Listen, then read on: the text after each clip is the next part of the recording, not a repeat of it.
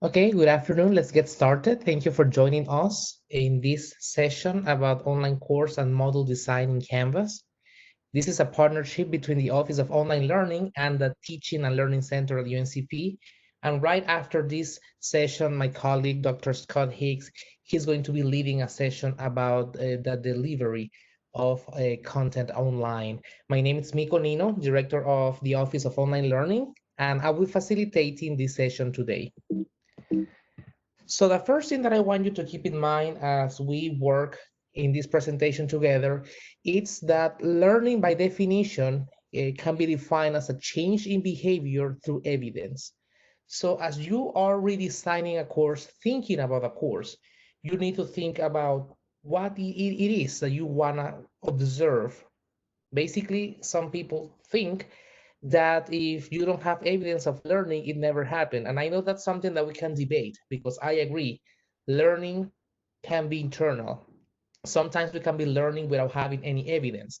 However, for purposes of higher education, for purposes of a grade of a course, you need to make sure your students have observable evidence that that change in behavior, that that learning happened. So I just wanted to leave that there so you can actually think about that and keep that in mind throughout the whole presentation. So the objective for this session is basically for you to apply instructional design principles to the redesign of your course. Many of you have never designed a course online, others have done it, so you might want to revamp it.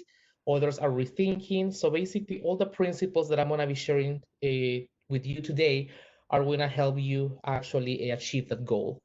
And also, we are going to be talking about modules or lessons, that specific component of a course, because week by week, you have to complete a module as a student. And as a faculty member, you have to develop one every week, and you have to make sure they are rich, they're thorough, and they give all the tools that your students need. So I'm going to start with the principles and the strategies, and then I'm going to be talking about the suggested elements for the module, and I'm going to be showing you some examples as well. Before we move forward, I also want you to keep something in mind. Online courses are not less rigorous than face-to-face courses, and that's a huge misconception.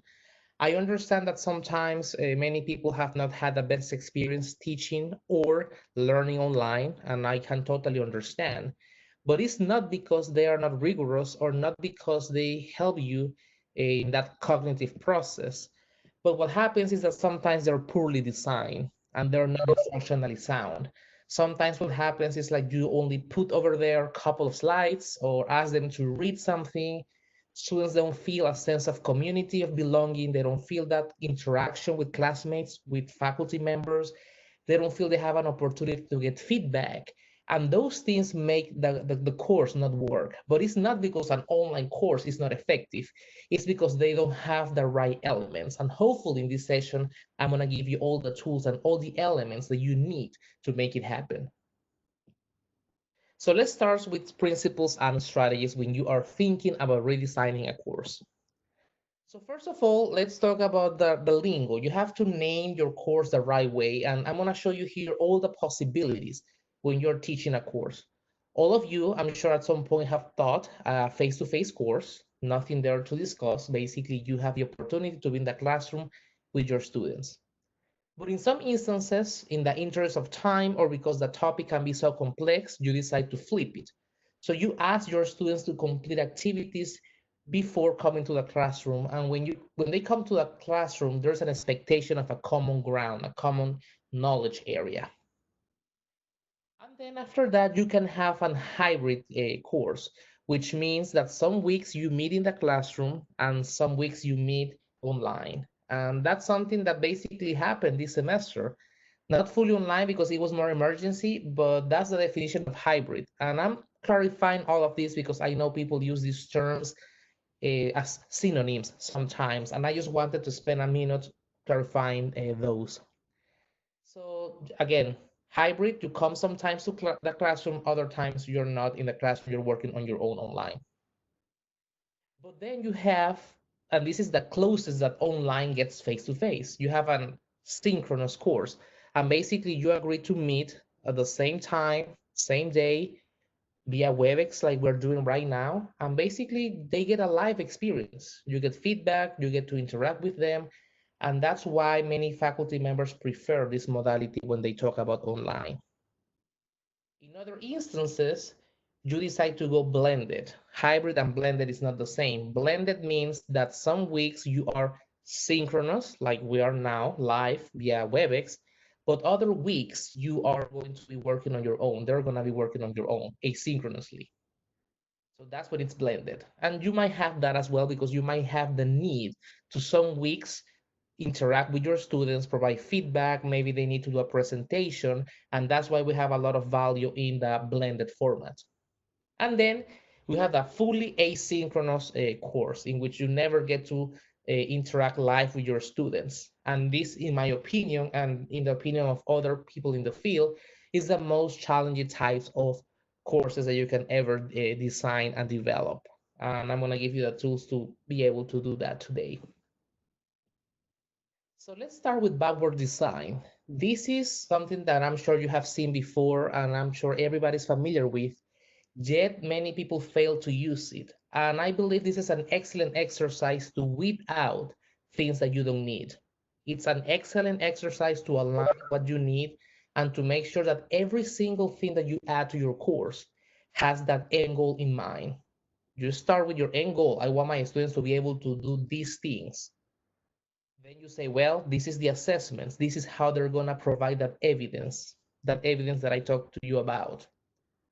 And after you have those things really clear, then you start planning, okay, I might need a discussion for that. I might need to talk about the history of this.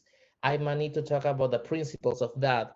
Oh, but look, that's not aligned with my objective. I might not really need that. So for me, when I have done this, when I'm teaching, it really helps me because I weed out things that I don't need. So when you are doing an online course, it's really easy to lose the engagement of the students. It's really easy to lose them right away, and that's why in an online course, you need to focus on the things that really matter. I believe the same is true in a face to face course. Students get to daydream if you are talking about something that they don't feel it's aligned with your overall goal. So please consider using this as an exercise as you plan instruction to weed out things that you don't need. So online learning, as I said, and learning in general should be observable. That's very important. You always have to tell them, show me through this evidence that you pick. But what really matters also is providing feedback. One problem that I see with online courses is that sometimes faculty members can ask a student complete this activity every week, and the students never hear again from the faculty member till the end of the semester, if that. Sometimes all they do is complete activities and assessments and tests week after week, and at the end they get a grade. According to research, that's one of the reasons, probably reason number one, why we lose so many students in an online course, that lack of feedback. So you have to keep in mind that whatever planning you do, make sure you have, in my opinion, weekly. If you cannot do weekly, bi-weekly, but not beyond that. That's exactly what your students are looking for in online. So find strategies for feedback. It should be aligned, which means basically this goes back to backward design. My objectives, my assessments, my materials, everything that you make me watch, everything that you make me read, everything that you make me complete, I need to feel that is taking me one step closer to that end goal that you explained at the beginning. And similarly, technology. Sometimes we pick technology in online courses to be fancy, and I admit that I have made that mistake. Sometimes in the past, I used to pick something that was cool, fancy, brand new. I wanted to explore and all of that. And what happens sometimes is that in that effort, technology work against me. So even when you're planning your course, only pick those tools and those technologies that are actually aligned with the rest of the elements of your course. After you go through all of those decisions, it's really important to identify the knowledge domain. We have in learning three domains, which is the cognitive, the affective, and the psychomotor. There is a misconception, and we always assume that in a course, it's all about the cognitive, storing, recalling information, memorizing, learning facts, and being able to recall that information to complete a test. And that's true. I agree that 90%, if not more, of courses in higher education are focused on the cognitive domain. But if you really think about it, sometimes all you want to see is a change in behavior, a change in perspective in your students. You want them to see an issue in a different way. You want them to reflect. You want them to appreciate something. And that's when you're working with the knowledge domain. And sometimes the problem is that if you have an assessment that it's all about memorizing facts and all of that, you don't get to see the demonstration of that affective domain. So this is important when you're creating your assessments. One time I had a session in which all I wanted them to see was change. This was a training session. I want them to see a change in the way they saw smoking. It was not a judgmental exercise. It was just trying to see them see the issue in a different way. And I made a mistake of completing an activity that was basically a quiz with facts. And I was like, this is not exactly what I need to know. I want to see if they actually make a decision in a different way. So having case studies really helped me see that demonstration of knowledge because I wanted to place them in the middle of a dilemma and see the choices they made and justify their choices. So by doing that, I got to see how they apply knowledge, and I got to see also if the perception and the views about that issue change. So keep that in mind because in an online course, you might need some of that to keep that engagement and to really see that evidence of change in behavior. And also we have the psychomotor domain. This applies with things like cooking, texting, learning how to use software. So you have to be mindful that the assessment has to be more hands-on. You don't want them to complete an activity about coding or programming and you're asking them just a test about that. You want to see them do that. You want to see them cooking. You want to see them using the tool. You want them to use basically the body or any part of the body to demonstrate that knowledge. So be mindful of those domains as you plan instruction. So learning objectives, you're gonna get to the point of learning objectives, and I'm going to share with you a document. Those of you in the certificate, you might have seen it this week. It's basically Bloom's taxonomy, and by domain, by each domain that I just explained, you have basically taxonomies, and it will really help you to pick the right one. I'm gonna share that with you in a second. But be mindful that your objectives are not the same as your goals. Your goals, you basically can be very aspirational, and you're not going to be accountable for that. Learning objectives are basically something that you're going to be accountable for and that they have to demonstrate by the time they're done with your course. So if they're not going to demonstrate that change that in behavior, that's not a learning objective, that's a learning goal. And there are a couple words that we never use as learning objectives, never. And this is part of the quality matters process certification, OLC, and all of that. So if you are going to aspire to get that certification, this is really helpful information. A learning objective will never use the word understand, know, learn, grasp, become familiar, or explore, things of that nature, because they're not observable in nature. They are not a demonstration, they're internal. So when you have an online course, it's really important to have a mix of assessments. You have your traditional tests and quizzes. That really works. That's fine. But I think in online learning, from my experience, what makes the difference is that frequency, informative assessments. You're not so concerned about the grade, but you are more concerned about your students having a chance to little by little demonstrate how far or close they are from the learning objectives. So you can have a discussion, you have a survey, you can have a short non-graded quiz, you can have a case study, you can have an interactive scenario in which they interact with the content. And basically for the formative assessment, again, this is an opportunity for you to provide that feedback. There are tools that I'm going to show in a second that are going to actually help you provide automatic feedback. So you don't have to worry about manually being given feedback. And when you have a big class, a large number of students, automated feedback. It's really helpful because it's a self-check that will tell the students how well they're doing. So again, in online courses, the frequency of formative assessment is a game changer. And also online learning should focus on any learning for that matter in authentic assessments. Students increase their level of engagement when they are participating in assessments that they see as meaningful, as valuable, as they see a connection with real life.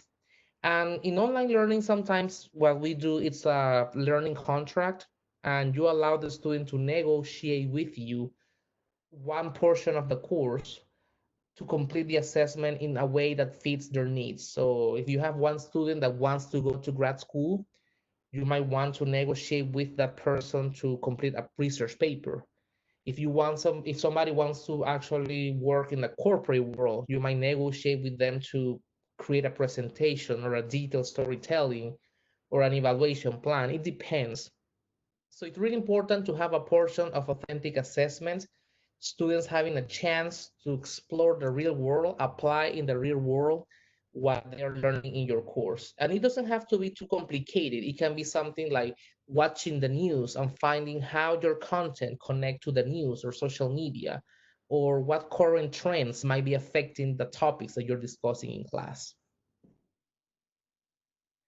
In an online course, to keep that level of engagement and to make sure that everybody is making progress and that it has high quality, you need to have always at all times three types of interaction. The first one is basically student student, which basically you give the opportunity for the students to work together. Many people don't like online courses because they feel that they miss that networking opportunity that happens in college.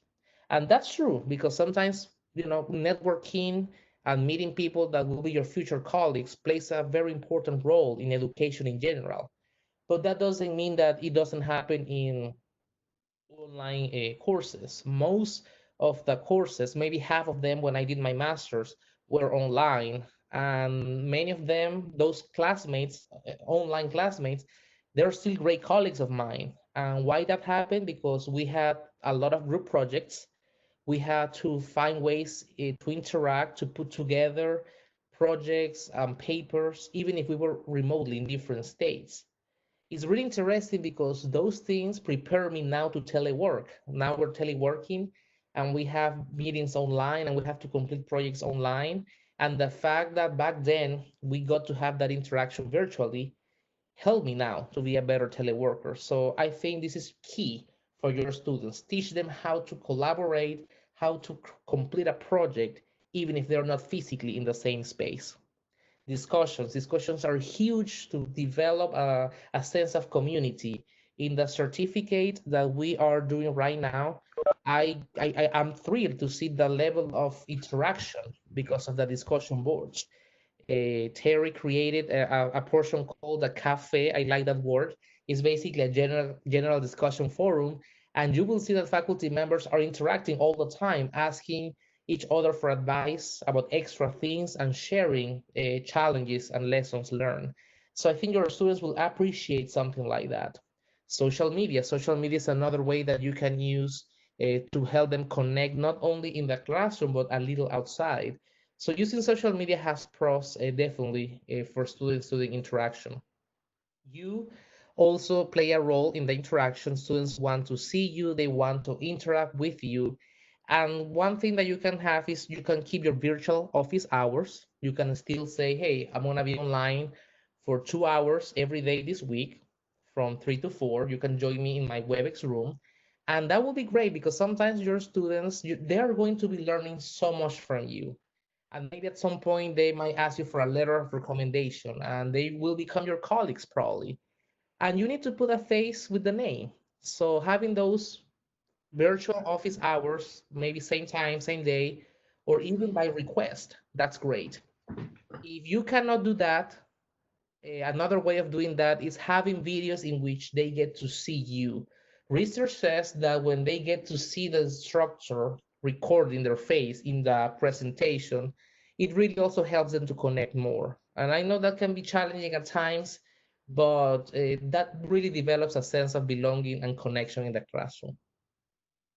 And then the third type of interaction that you need to have, and this is where exactly I see a lot of problem with online courses, it's the student content. Yes, students, they interact with the content, and I'm gonna talk to you about that now. So the first thing is that your content needs to be interactive, meaning that they have to provide some sort of action between the student and the learner. So the first thing that I encourage is not to use your slides as you will use them in your face-to-face classroom. These PowerPoint slides that I'm using now, they are a visual aid for me to go over these points and explain to you in detail the content of this presentation.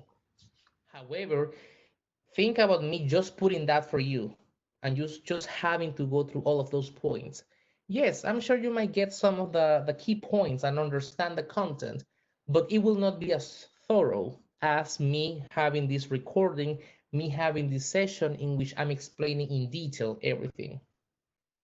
So keep in mind that putting your just slides like that also has a sense that you're just using the online classroom as a tier B option.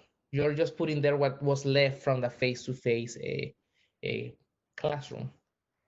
Make sure you always engage your students through a reflection and activities that are fun. For every video that you put, you have to make sure they engage in some sort of activity in order for them to demonstrate content knowledge. Otherwise, they're not going to watch the videos. There are tools that actually can help you to do that. So my all-time favorite is Articulate 360. You can get a free trial for 2 months, and the good thing about that is like before you buy it, you try and you can develop content and you can use it. Even if the trial expires, you can still use it. It's a suite, has a lot of tools that you can use to create lectures, scenarios, quizzes, things that provide feedback right away. And within that suite, the best tool is Storyline 360. But you have to pick, you have a review, you have so many others, right? So, and again, this presentation is an overview. If you really want more information about any of these tools, we can discuss afterwards. Camtasia, it's another one that I really like. Basically, it's for recording presentations, your screen, if you have to do a demo, Camtasia is really good. Camtasia recently, well, not that recently, a couple years ago, they added an option to have assessments. So throughout the video, you can ask questions to your students.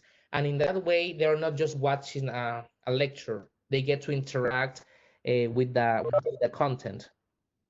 And then we have Adobe Captivate. We see it's very similar to Articulate 360, and it's cheaper. The cheapest of all of them is Camtasia, but it's more limited. The more expensive is Articulate 360. If you don't have the funding for that, then I suggest Adobe Captivate. I know Do It. They assist faculty members and departments who are interested in getting like a package of licenses. You can get an educational discount, and they really assist with that. Before I move any further, any questions? I saw one question about what we have at the university. Well, we don't have any of these three at the moment, but again, Do It can help you getting with any of that. And if you want to discuss in details which of these tools help you to develop interactive things, we can do so. Any other questions?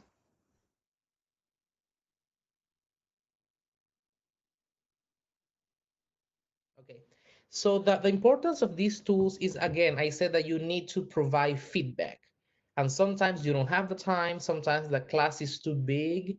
And feedback is not necessarily you telling things to the student. If you put me in an interactive scenario with a character, an avatar, and I have to answer a question or I have to make a choice, and by submitting an answer, clicking somewhere, I get like, oh, that's wrong. Oh, that's right. And I get an explanation. That's feedback. So don't think that feedback has to be necessarily personalized. That's probably the ideal type of feedback. But feedback in general can be anything that is telling me if I'm doing the right or the wrong things. So that's why these tools are very important. So I'm huge into marketing when you are talking to your students in an online course. because students might not complete certain activities if you don't market them enough. So I remember, for instance, I worked with a faculty member developing a real estate course back in the days when I was an instructional designer. And the first thing we were talking about, the course and all of that. And halfway there through the meeting, she told me, this course prepares students to get a real estate agent license here in the state of Virginia. And I was like, really? And she was like, yes. I was like, well, that's the first thing that you're gonna say in your introductory video. Because the moment you market that people are gonna be able to get that license, that's when you're gonna get their attention for the rest of the semester. So find that strong selling point about your course. What's the main thing? What's the main skill? What can you promise them that they're going to be able to do once they complete your course? And tell them within seconds of after introducing your name. Hello, my name is Dr. Miko Nino. In this course, you're going to be able to, you know, get a license to develop content or whatever. So tell them all the time why that video, why that article, why that module, why that lesson, why that course, it's important and how it's life changing. You need to do that marketing to keep engagement. And the same applies with, when you are reading something. A transfer of knowledge. I'm huge into transfer of knowledge.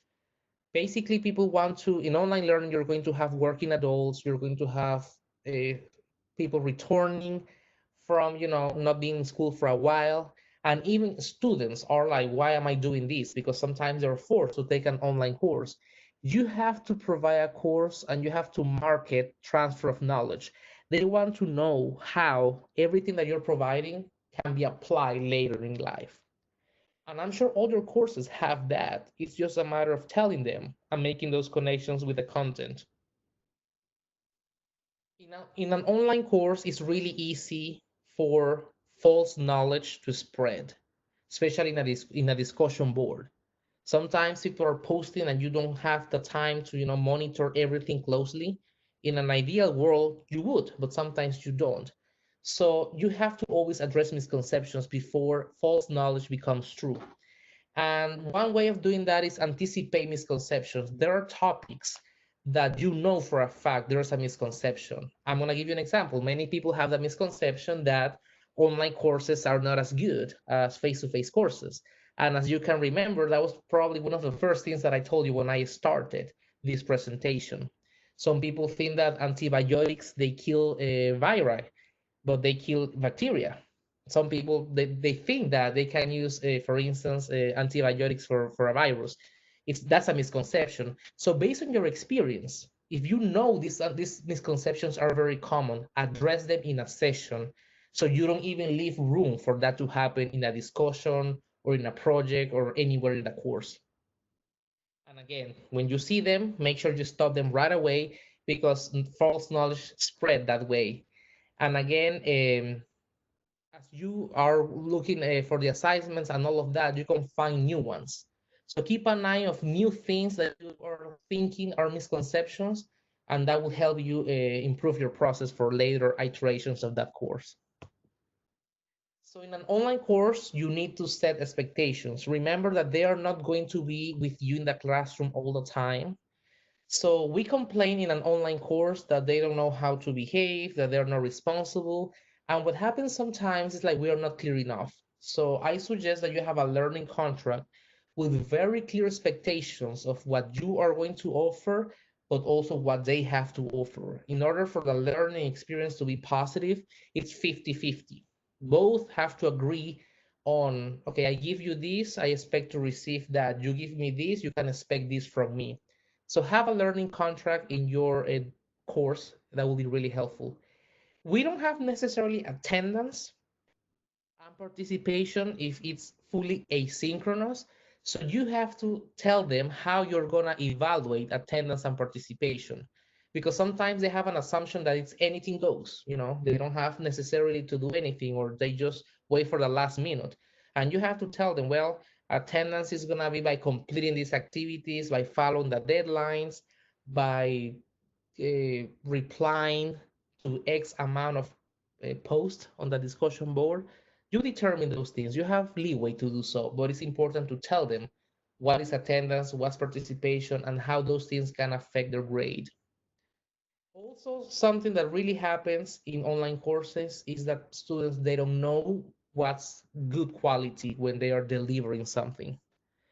Again, it's easier in a face-to-face because they can ask you or you can show them something that gives them an idea of excellence. But sometimes we don't have that in an online course. Make sure you provide a rubric, a really clear rubric, so they can follow that and they can be having examples of what's good and what is bad. I like to use a lot of non-examples. And sometimes that's not a really positive thing for people in terms that you don't want to see something that is not good, but actually it quite works. If you show them like, okay, this is exactly what you should not be doing. Sometimes that's more powerful than showing them the right thing. So showing them both is really positive. And again, talk to them about general dynamics. What is your expectation? How they can manage time better? How they have to behave? And that goes to my next slide. You have to tell them in an online course that they cannot be lurking. In the online learning world, lurking is basically those students who are there just hanging out. You never hear from them. You don't even know if they're interacting. You don't even know if they're gonna finish and all of that. And you can avoid that by having weekly activities to check, progress.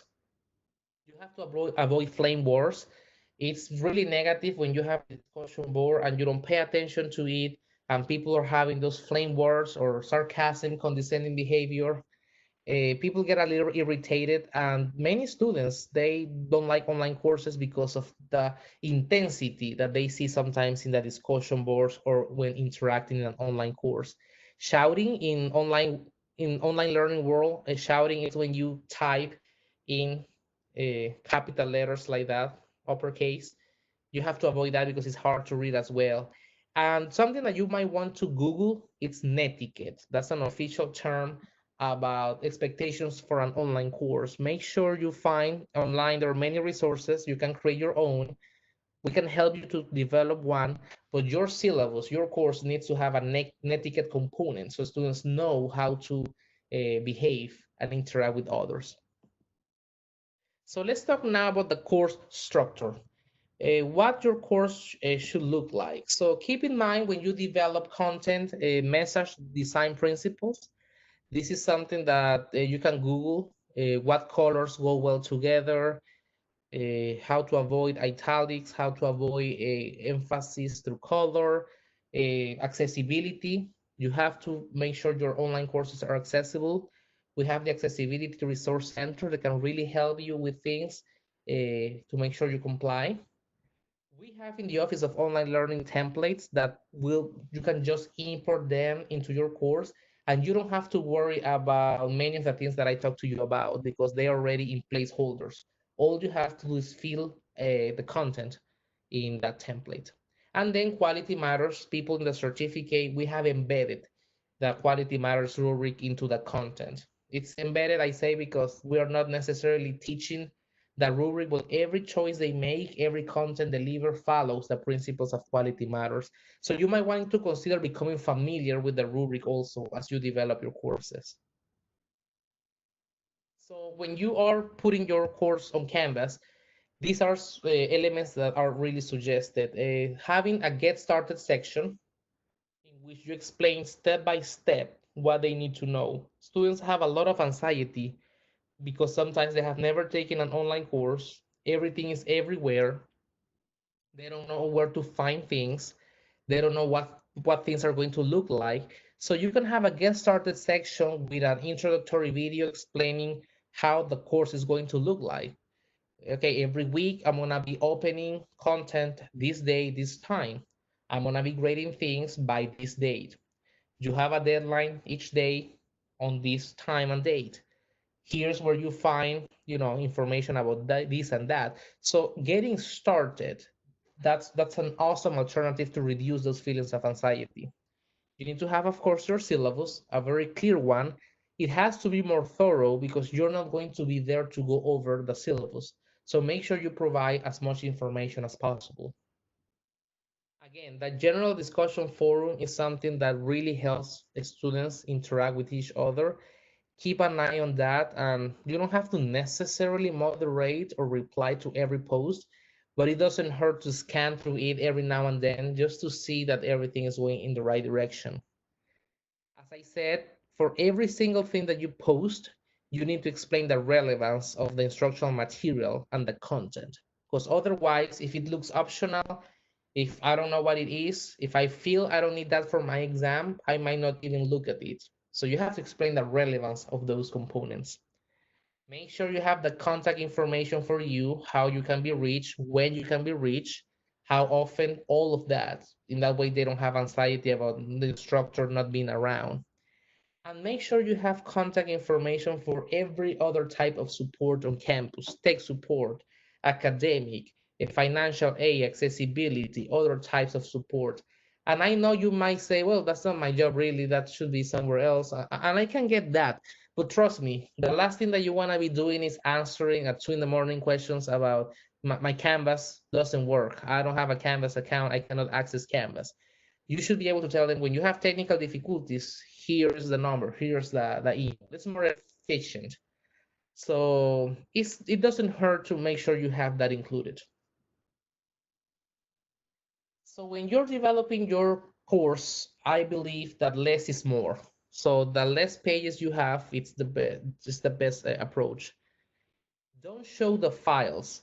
And basically that connects with the idea of hiding stuff on Canvas from the left. And I'm gonna show you some examples in a second. But basically, I have seen that sometimes people go to files and they add everything in there. And you just tell the students, well, look in files for this and this. That's what you have to look for this week. That's really messy and it's hard to be fishing content like that.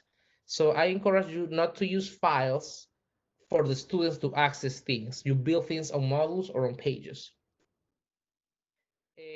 Hyperlinking. We like hyperlinking a lot. You don't put things in files and then good luck finding that video. Or, oh, now go to this YouTube channel and find this video. Or look, I have this other file there. And next thing you realize, you have stuff everywhere. You have stuff in Google Drives, you have stuff on Dropbox, you have stuff on Canvas, and it's really complicated. You lose engagement like that. You have sometimes a matter of seconds to keep that momentum, and if you make me stop the content that I'm taking to go to another platform to do something else, you might lose me. So hyperlink, and I'm gonna show you what I'm talking about in a second, as I said. And that applies to embedding instructional materials. The beauty about Canvas is that in one page, you can put a video, you can integrate some games, you can integrate articles, you can have everything in one page. You don't need to have multiple sources. Embedding is really effective. So before I go to the suggested elements for a model or a lesson, do you have any questions so far?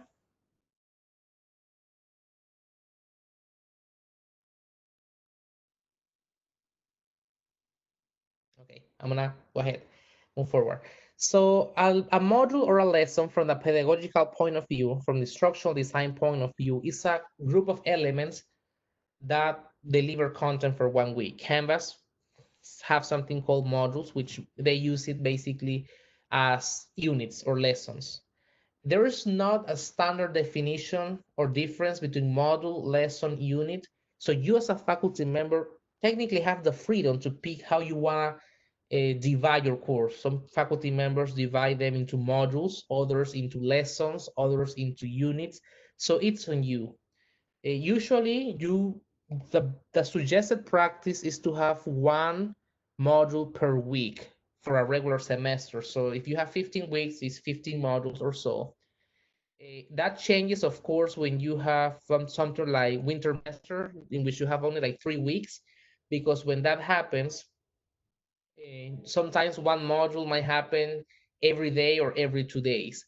So, but whatever you decide, because it depends, have some consistency. Make sure every module that you develop they have the same elements. Why? Because by week 3 or so, your students are going to be used to that structure. So they know that every week they have to do the same activities. So you can start with an overview of the lesson. for that week. Marketing, as I said, why is it important? Doesn't have to be very long. Short is better. Then you have your learning objectives, what they're gonna be able to do afterwards. You can have a connection to previous knowledge or misconceptions if you know in that week you're going to be dealing with those. Something that I like in some instances, and this is great for those intro courses, key terms. The human brain triggers when they see terms that you told them before to pay attention to. So you can say, the key terms for this week are family, clan, tribe, you decide.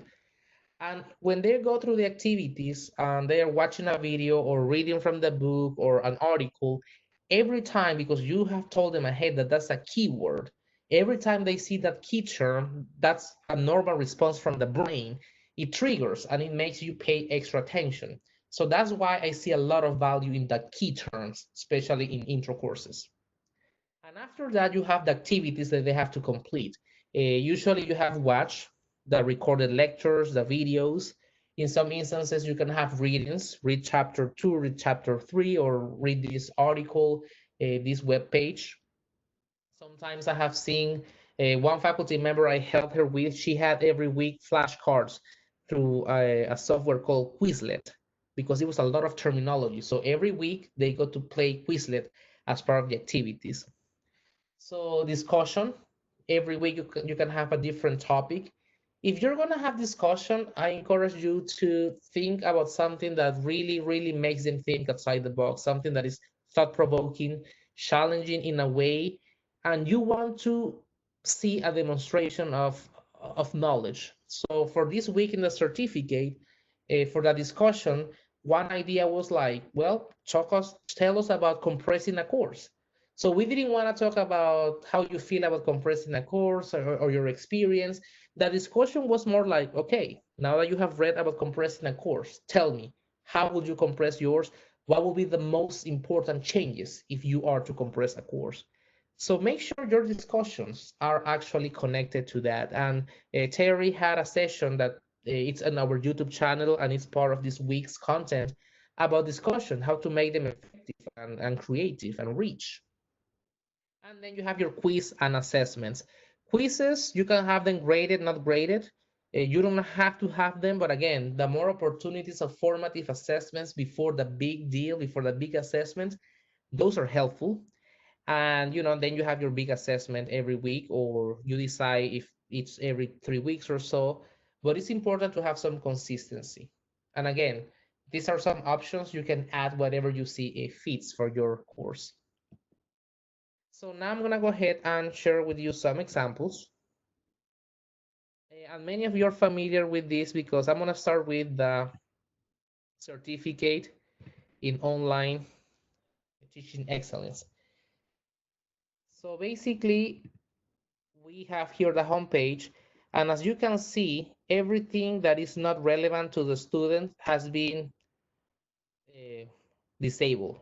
Students cannot see things like files, pages, and all of the things here in Canvas. It really gives you a clean look if you do something like that. So that's the best practice that we encourage. So when you click here to begin, to start, as I said, getting started, it will take you step by step on the things that you have to do. You have to watch an intro video, then you have your syllabus, then you have information that you have to submit about your course, about yourself.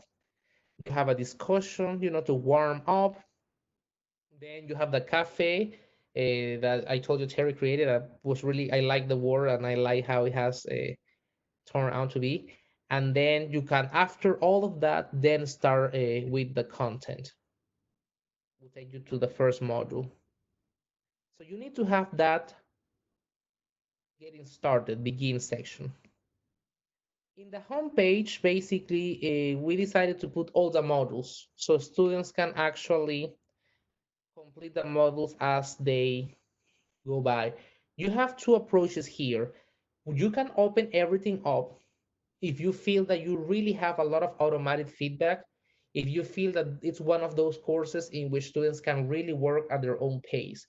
Be careful about that because in other instances, what happens is like students, they just go through that as fast as possible, just completing the big assessments just to get a grade and being over with.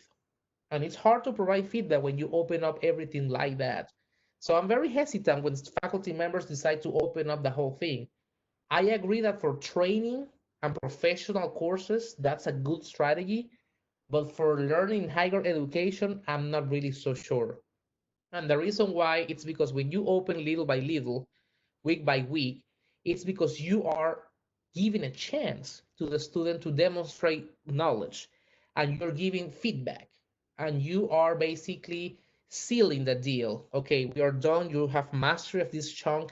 Let's move to the next one. That's why you have that certainty when you do this. The other way around, not necessarily. So you put all the models in here. And again, this is a different type of course, again, because it's for faculty members. But when you have a student, you can actually have other information like the contact information for financial aid on all of that. So before I continue to that, let me show you the syllabus. So as I say, you need to have a syllabus. Canvas have a page for syllabus. And in that page, it's gonna show you all the things that you have to submit as you open them, so they know they're not missing anything. And you have a chance of uploading your own syllabus with your contact information, the office hours, the topics that you're gonna see, the format, your grading, and all the things that you feel are relevant, the schedule, compliance with accessibility, all of that. So those informations are important there. Remember, you're not going to be there. So let's start with, let's look at the module. So week one, it's basically, it was about the theory. There are two ways about developing a module. One of them is when you're in Canvas, you can create a module and you keep adding things below, all of them. You keep adding things below. And I'm gonna leave the student view so you can see you add a module, you create a module, and you keep adding elements at the bottom of them. We don't provide that modules here. We decided to disable that because that will force the students to go through the page. That's the principle of centralization. It's confusing if you come here to modules and then you have this here. So we decide to disable all of that and make them come here and take it directly here. So when you use that approach, everything looks sequential. So you start here with the introduction, learning objectives. Then you have the activities. You have content. The first activity was videos. The second activity was about, text, reading the text.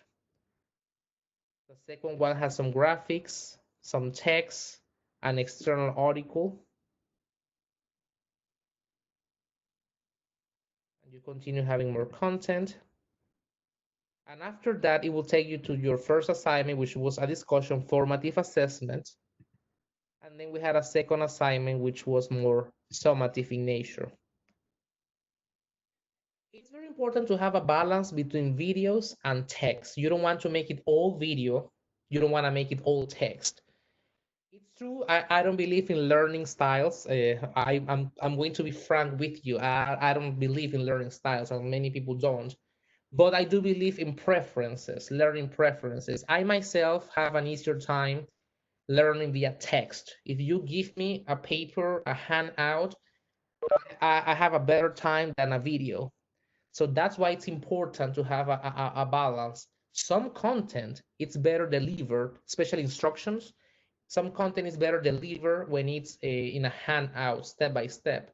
However, other content that is more like a demonstration, you are better off with a video. So you have to make some decisions, and that's why I encourage you to work with our office with instructional designers to make those decisions about what format is better for this particular content, video or text, or maybe a combination of both. And in some instances, because of accessibility, you might have to offer both. So that's one way of doing that. Basically, you add modules, elements, and it becomes sequential. But then this week we did something different, and it's basically in one page, you put everything that becomes the module for that week. So you start with your course overview, your objectives, and then you put all the materials with the description of each video so they know the most relevant components of that activity. Then we have a supplemental document. We have two recordings. Then we have readings. And what I like, again, these are some of them are YouTube videos and they embed right here. They don't have to go anywhere else. You click play and it plays right Now that here, we've talked about it's the great. elements that make up You want that to happen in one spot, everything that you need. Same with the handouts. This content I found it was easier via a text.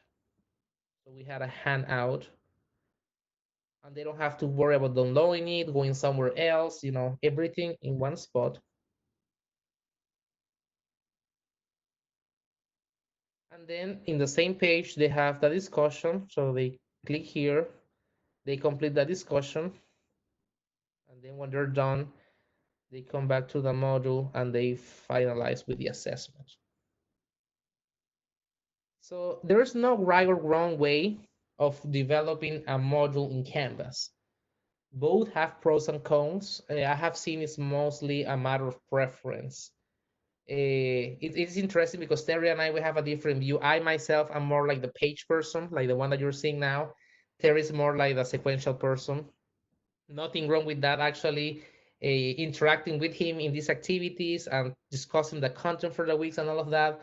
I have seen a lot of value in the sequential one as well. And I think, I don't want to speak for him, but I think he has seen value in the page approach.